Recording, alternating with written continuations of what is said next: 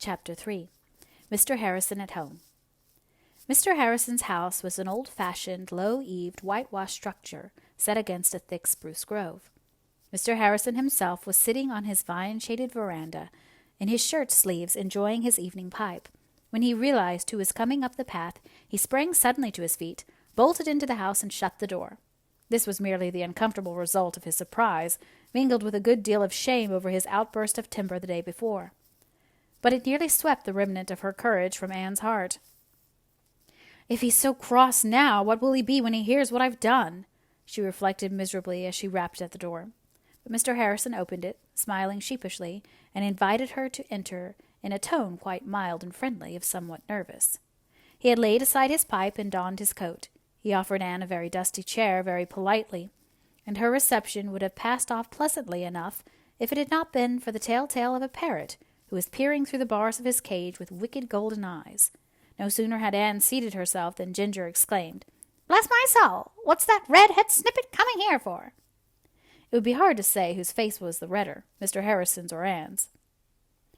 "Don't you mind that parrot," said Mr. Harrison, casting a furious glance at Ginger. He's always talking nonsense. I got him from my brother, who was a sailor. Sailors don't always use the choicest language, and parrots are very imitative birds." "So I should think," said poor Anne, the remembrance of her errand quelling her resentment. She couldn't afford to snub Mr. Harrison under the circumstances, that was certain. When you had just sold a man's Jersey cow offhand, without his knowledge or consent, you must not mind if his parrot repeated uncomplimentary things. Nevertheless, the red-headed snippet was not quite so meek as she might otherwise have been. "I've come to confess something to you, Mr. Harrison," she said resolutely. It's about that Jersey cow." "Bless my soul!" exclaimed Mr. Harrison nervously. "Has she gone and broken into my oats again? Well, never mind. Never mind if she has. It's no difference, none at all. I was too hasty yesterday, that's a fact. Never mind if she has." "Oh, if it were only that," sighed Anne. "But it's 10 times worse. I don't—" "Bless my soul, do you mean to say she's got into my wheat?" No, not the wheat, but—" "Then it's the cabbages. She's broken into my cabbages that I was raising for exhibition, eh?" "It's not the cabbages, Mr. Harrison. I'll tell you everything. That is what I came for, but please don't interrupt me. It makes me so nervous. Just let me tell my story, and don't say anything till I get through, and then no doubt you'll say plenty," Anne concluded, but in thought only. "I won't say another word," said Mr. Harrison, and he didn't. But Ginger was not bound by any contract of silence and kept ejaculating, "Red-headed snippet," at intervals, until Anne felt quite wild. "I shut my Jersey cow up in our pen yesterday. This morning I went to Carmody, and when I came back I saw a Jersey cow in your oats. Diana and I chased her out, and you can't imagine what a hard time we had. I was so dreadfully wet and tired and vexed, and Mr. Shearer came by that very minute and offered to buy the cow. I sold her to him on the spot for $20. It was wrong of me. I should have waited and consulted Marilla, of course. But I'm dreadfully given to doing things without thinking. Everybody who knows me will tell you that. Mr. Shearer took the cow right away to ship her on the afternoon train." "Red-headed snippet," quoted Ginger in a tone of profound contempt.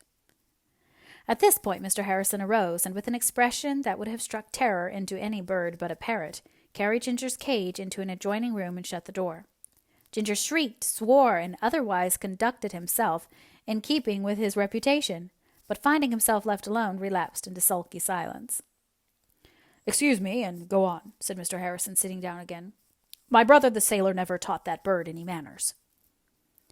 "I went home, and after tea I went out to the milking pen, Mr. Harrison." Anne leaned forward, clasping her hands with her old childish gesture, while her big gray eyes gazed imploringly into Mr. Harrison's embarrassed face. "I found my cow still shut up in the pen. It was your cow I had sold to Mr. Shearer." "Bless my soul!" exclaimed Mr. Harrison in blank amazement at this unlooked-for conclusion. "What a very extraordinary thing!" "Oh, it isn't the least extraordinary that I should be getting myself and other people into scrapes," said Anne mournfully. "I'm noted for that. You might suppose I'd have grown out of it by this time. I'll be 17 next March. But it seems that I haven't. Mr. Harrison, Is it too much to hope that you'll forgive me? I'm afraid it's too late to get your cow back, but here is the money for her, or you can have mine in exchange if you'd rather. She's a very good cow, and I can't express how sorry I am for it all." "Tut, tut," said Mr. Harrison briskly. "Don't say another word about it, miss. It's of no consequence. No consequence whatever. Accidents will happen. I'm too hasty myself sometimes, miss, far too hasty. But I can't help speaking out just when I think, and folks must take me as they find me. If that cow had been in my cabbages now, but never mind, she wasn't, so it's all right. I think I'd rather have your cow in exchange, since you want to be rid of her." "Oh, thank you, Mr. Harrison. I'm so glad you are not vexed. I was afraid you would be." "And I suppose you were scared to death to come here and tell me after the fuss I made yesterday, hey? But you mustn't mind me. I'm a terrible outspoken old fellow, that's all. Awful apt to tell the truth, no matter if it is a bit plain." "So is Mrs. Lynde," said Anne before she could prevent herself. "Who? Mrs. Lynde? Don't you tell me I'm like that old gossip," said Mr. Harrison irritably. "I'm not. Not a bit. What have you got in that box?" "A cake," said Anne archly. In her relief at Mr. Harrison's unexpected amiability, her spirits soared upward feather-light. "I brought it over for you.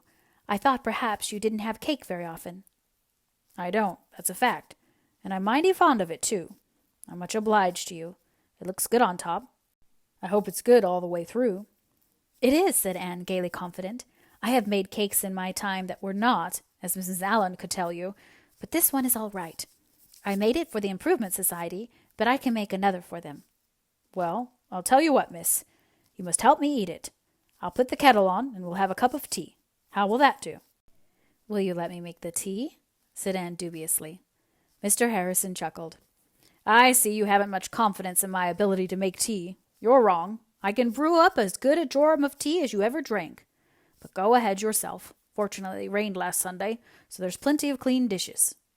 Anne hopped briskly up and went to work. She washed the teapot in several waters before she put the tea to steep.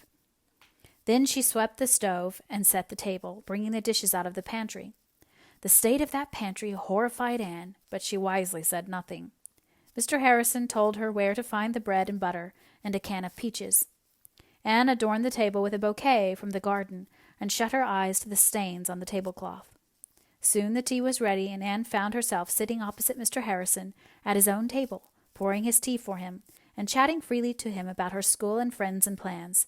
She could hardly believe the evidence of her senses.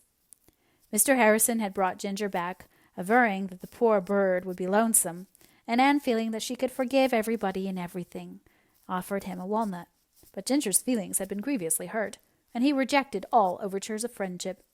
He sat moodily on his perch and ruffled his feathers up until he looked like a mere ball of green and gold.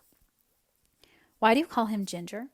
asked Anne, who liked appropriate names and thought Ginger accorded not at all with such gorgeous plumage.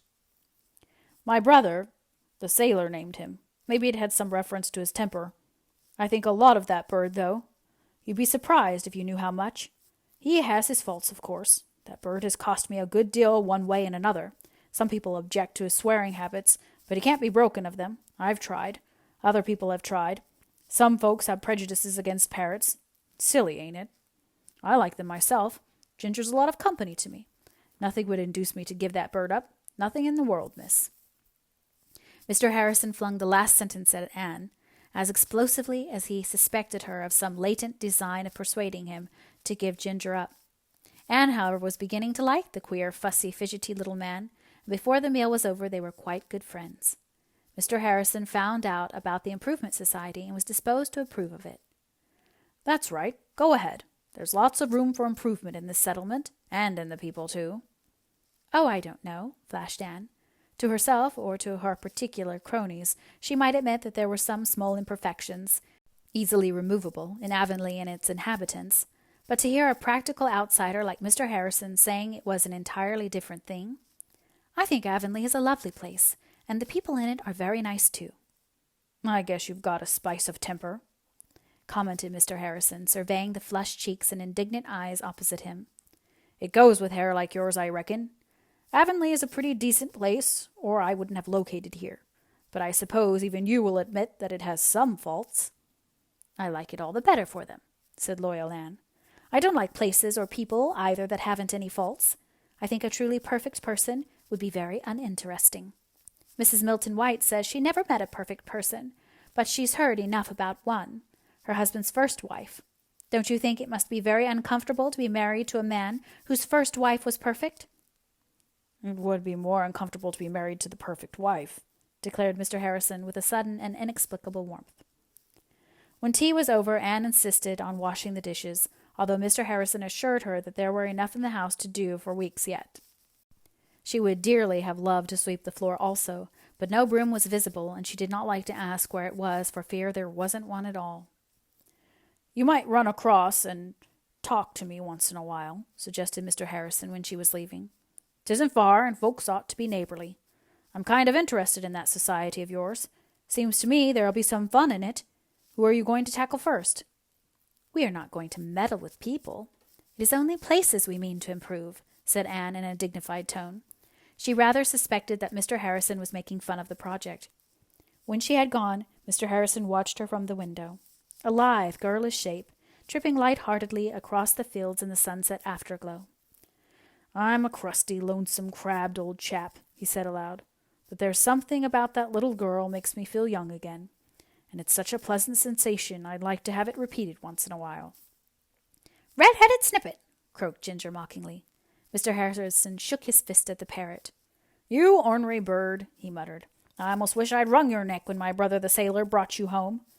Will you never be done getting me into trouble? Anne ran home blithely, and recounted her adventures to Marilla, who had not been a little alarmed by her long absence and was on the point of starting out to look for her. It's a pretty good world after all, isn't it, Marilla? Concluded Anne happily. Mrs. Lynde was complaining the other day that it wasn't much of a world. She said whenever you looked forward to anything pleasant, you were sure to be more or less disappointed. Perhaps that is true. But there is a good side to it, too. The bad things don't always come up to your expectations either. They nearly always turn out ever so much better than you think. I looked forward to a dreadfully unpleasant experience when I went over to Mr. Harrison's tonight, and instead he was quite kind, and I had almost a nice time. I think we're going to be real good friends if we make plenty of allowances for each other, and everything has turned out for the best. But all the same, Marilla, I shall certainly never again sell a cow before making sure to whom she belongs. And I do not like parrots.